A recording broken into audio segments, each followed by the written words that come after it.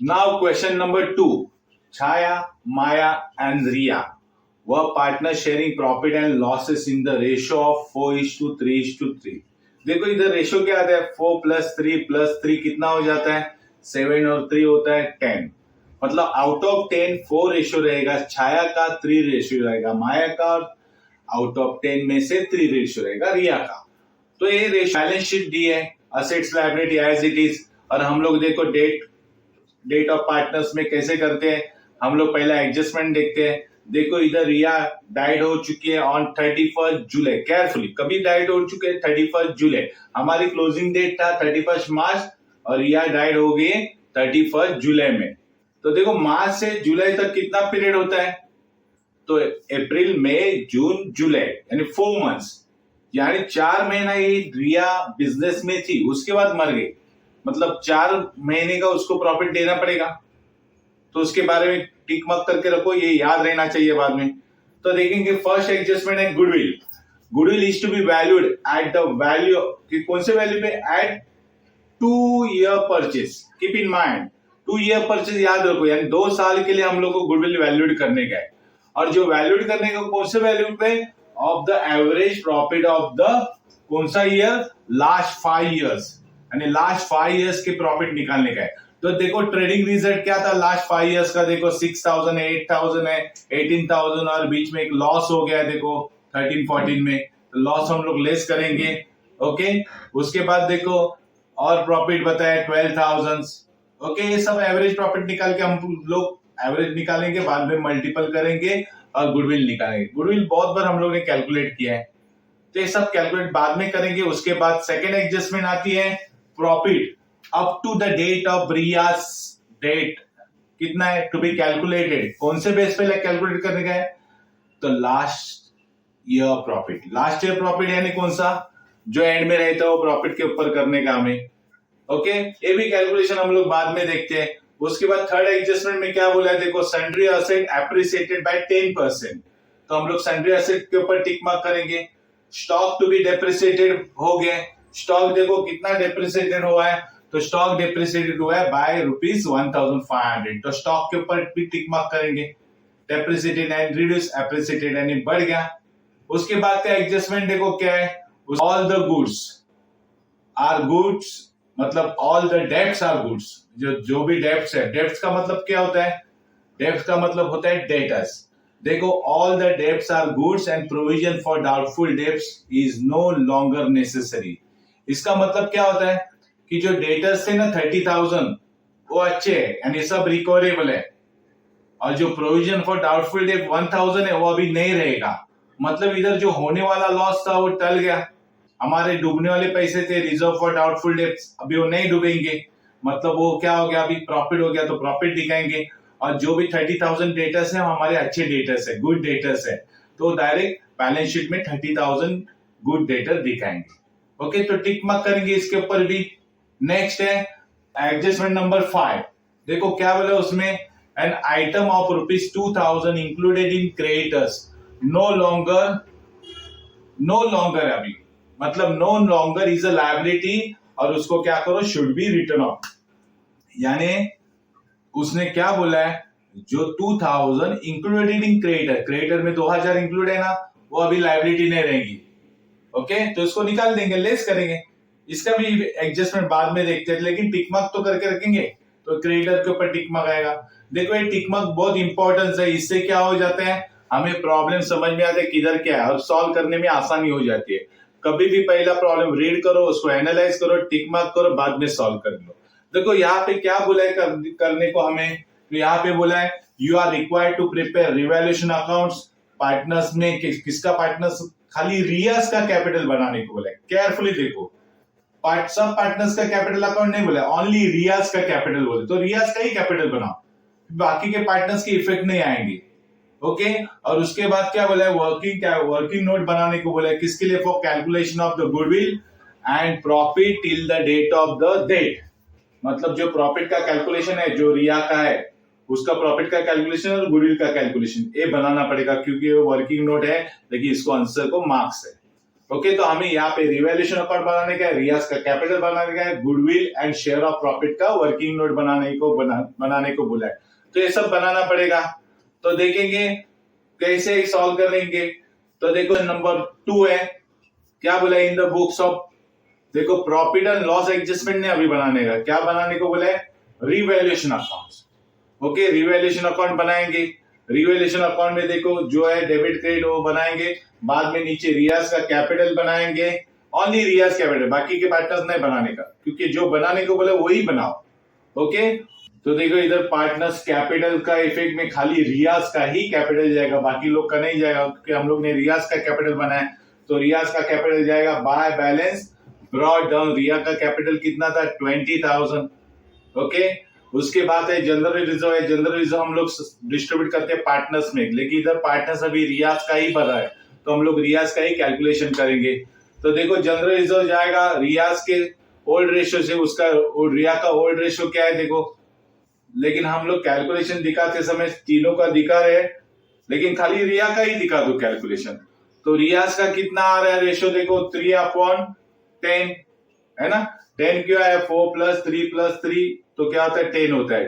तो रियाज का ही कैलकुलेशन दिखाएंगे। तो रियाज का कैलकुलेशन कितना आ रहा है, तो देखो जनरल रिजर्व है 10,000, ओके, इंटू 3/10। तो 10 से डिवाइड करेंगे, 10,000 को 1,000 आएगा, 1,000 इंटू 3 तो कितना आने वाला है, 3,000 आएगा। तो रियाज का कैपिटल बना है, इसलिए जनरल रिजर्व रियाज का ही दिखाएंगे, बाकी के दो पार्टनर्स का निकाल के कुछ फायदा नहीं है। तो देखो रियाज का कैपिटल में जाएगा रियाज का जनरल रिजर्व। तो देखो रियाज कैपिटल में जनरल रिजर्व जाएगा बाय जनरल रिजर्व। रियाज का कितना मिला था, रियाज को 3,000। ओके, बाकी के दो पार्टनर्स का नहीं लिखेंगे। Similar profit and loss account में डिस्ट्रीब्यूट करेंगे, लेकिन यहाँ पे रियाज का कैपिटल बोला है तो रियाज का ही कैलकुलेशन निकालो। तो देखो रियाज का रेशियो क्या था, 3/10। तो रियाज का शेयर कितना आता है, 12,000 में से। सो देखो 12,000 इंटू 3/10, 10 को डिवाइड करेंगे 12,000 को, तो कितना आएगा, 1,200, और 1,200 इंटू 3 कितना आएगा, 3,600। ओके, तो ये 3,600 खाली रिया को जाएगा, क्योंकि यहाँ पे रियाज का ही कैपिटल बनाने को बोला है, बाकी का पार्टनर्स का कैपिटल बनाने को नहीं बोला थी, इसलिए general reserve profit and loss account उनका कैलकुलेशन करने में कुछ फायदा नहीं है। ओके, तो देखो रियाज के कैपिटल अकाउंट में जाएगा by profit and loss account, कितना वैल्यू था, 3,600। नेक्स्ट आइटम है क्रेडिटर्स। देखो क्रेडिटर्स के ऊपर एडजस्टमेंट है, कौन सा एडजस्टमेंट है, एडजस्टमेंट नंबर 5। क्या बोला है, देखो item of ₹2,000 included in creditor is no longer liability. अभी ये लायबिलिटी नहीं रहेगी, जो 2,000 इंक्लूड है ना क्रेडिटर्स में, वो लायबिलिटी नहीं रहेगी, इसलिए उसको क्या करना पड़ेगा, शुड बी रिटर्न ऑफ, उसको निकालना पड़ेगा। तो उसको निकालने जाएंगे तो क्या होने वाला है, तो क्रेडिटर से 2,000 लेस होगा, है ना, क्योंकि क्रेडिटर में 2,000 लायबिलिटी नहीं रही है, तो उसको निकाल दो। तो निकालेंगे तो क्या हो जाएगा, क्रेडिटर्स में वो लायबिलिटी नहीं रहेगी, तो ये 2,000 क्या हो गया, हमारा प्रॉफिट हो गया। तो प्रॉफिट कहां पे जाएगा, रिवैल्यूएशन अकाउंट के क्रेडिट साइड में क्या लिखेंगे, बाय क्रेडिटर्स 2,000। उसके बाद नेक्स्ट आइटम कौन सा है, तो देखो नेक्स्ट आइटम है sundry assets. After liability complete होने के बाद हम लोग सन्ड्री असेट देखेंगे, असेट साइड देखेंगे। तो देखो सन्ड्री असेट के ऊपर एडजस्टमेंट नंबर है, एडजस्टमेंट नंबर 3। उसके पहले सन्ड्री असेट जाएगा बैलेंस शीट असेट साइड, लेकिन यहाँ पे बैलेंस शीट बनाने को नहीं बोला है, इसलिए हम लोग इसका इफेक्ट नहीं दिखाएंगे, लेकिन इसका सेकंड इफेक्ट आएगा जो एडजस्टमेंट नंबर 3 पे दिया है। देखो एडजस्टमेंट नंबर 3 कौन सा है, तो sundry asset to be appreciated by 10%। मतलब यहाँ पे देखो सन्ड्री असेट 10% से एप्रिसिएट हो गया, एप्रिसिएट मतलब बढ़ गया। तो सन्ड्री असेट के कैलकुलेशन दिखाएंगे, देखो कैसा आता है, 75,000 इंटू 10%, 10/100, ओके, इंटू 12/12। सो देखो 0 कैंसिल हो जाएगा, 12 कैंसिल, तो 750 इंटू 10 कितना आ जाने वाला है, इज इक्वल टू 7,500। तो 7,500 एप्रिसिएट हो गया है, तो प्रॉफिट हो गया।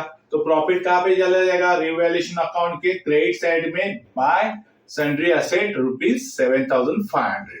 इसका सेकंड इफेक्ट नहीं आएगा, क्योंकि तो यहाँ पे बैलेंस शीट बनाने को नहीं बोला है। ओके, यहाँ पे क्रेडिट, इसलिए इनकम का ही इफेक्ट आएगा जो भी रिवैल्यूएशन अकाउंट का रहेगा। बाद में नेक्स्ट आइटम कौन सा है, तो देखो नेक्स्ट आइटम है स्टॉक।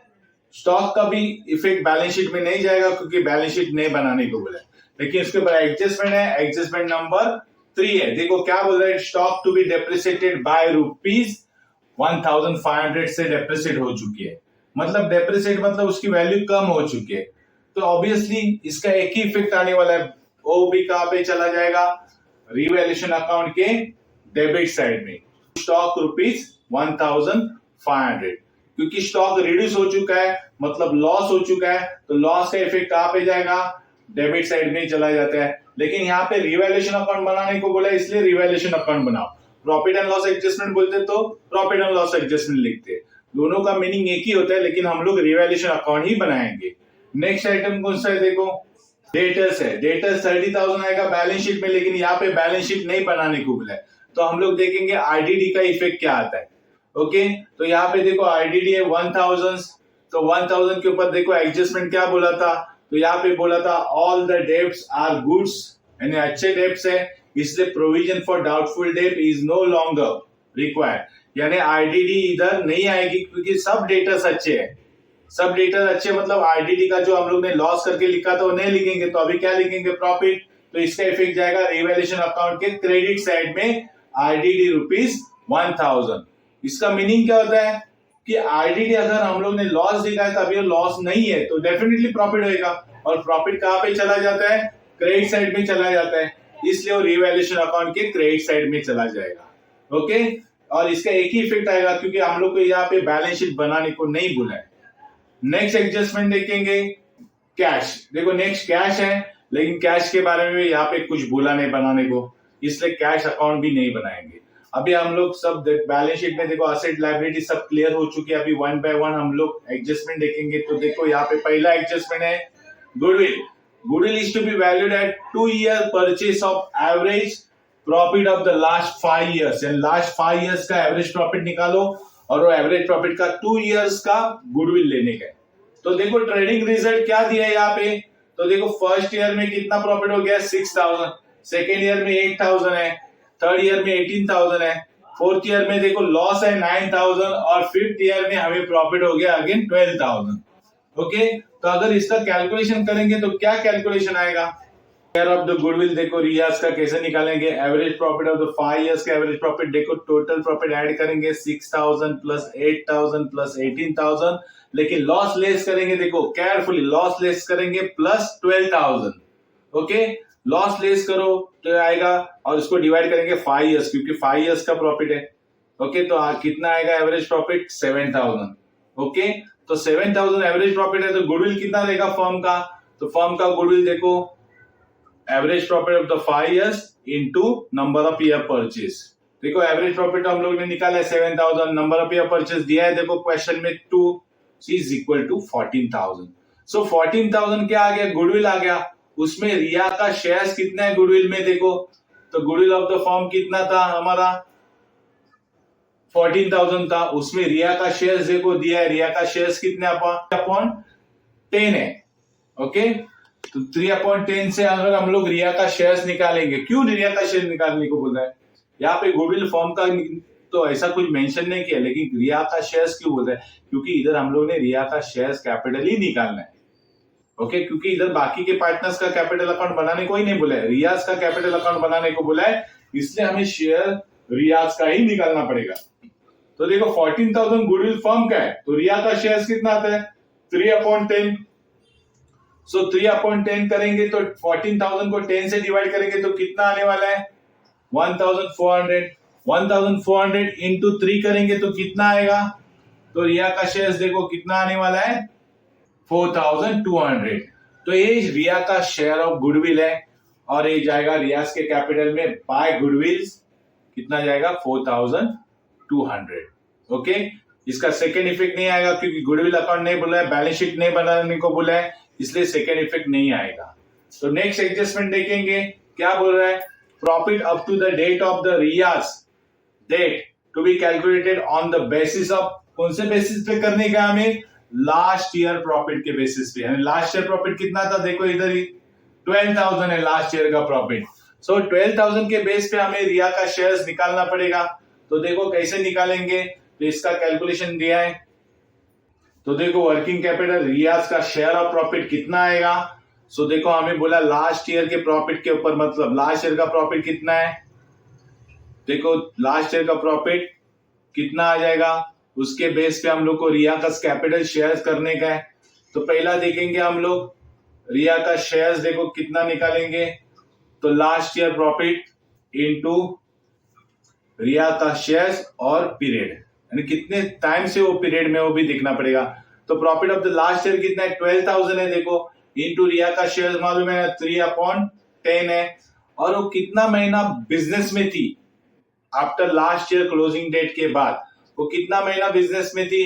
तो देखो यहाँ पे कैलकुलेशन करेंगे, हमारी क्लोजिंग डेट क्या है, जुलाई 31 जुलाई में डेट हो गई है और हमारी क्लोजिंग डेट है 31 मार्च, और 31 मार्च से जुलाई तक कितना पीरियड होता है, तो देखो 31 मार्च के बाद 31 मार्च अप्रैल मई जून जुलाई, इसको काउंट करेंगे तो यानी मार्च से अप्रैल 1 महीना, अप्रैल से मई 2 महीना, मई से जून 3 मंथ्स होता है, जून से जुलाई 4 मंथ्स होता है, यानी 4 मंथ्स ही वो बिजनेस में थी, तो 4 मंथ्स का ही उसको प्रॉफिट देना पड़ेगा।